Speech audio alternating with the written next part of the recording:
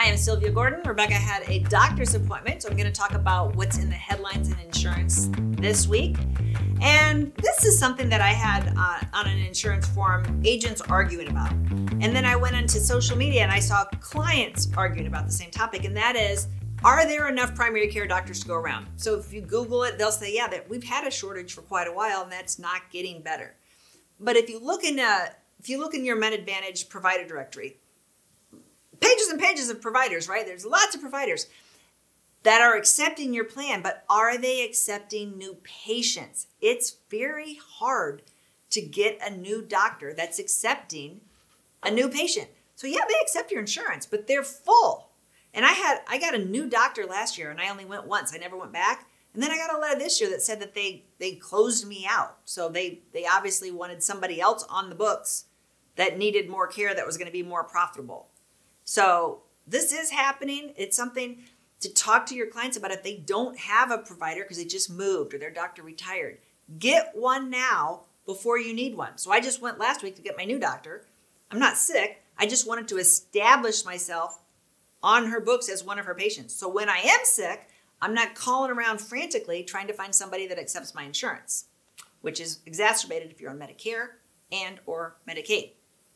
CMS new rules for minimum staffing for nursing homes. Since 50% of men are going to end up in a nursing home, and a little bit less than that for women statistically. We're all going to end up in a nursing home, right? If we're not lucky enough to die in our sleep, we need to know that CMS does have their eye on these nursing homes and that their staffing is abominable. I mean, what they're requiring is that they have an RN on staff around the clock.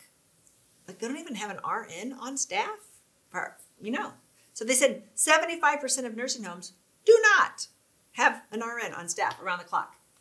So what they're going to do is they're going to limit how many hours of care per patient you have, how many that they have to have a registered nurse or they have to have a certified CNA.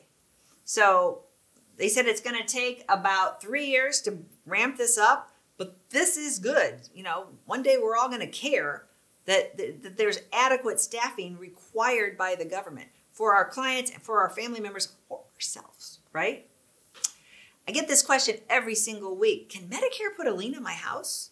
No. And think about it. It's kind of weird. If I go into the hospital and I have quadruple bypass and septic and then amputation, just massive, horrible complications, and my bill is $1 million.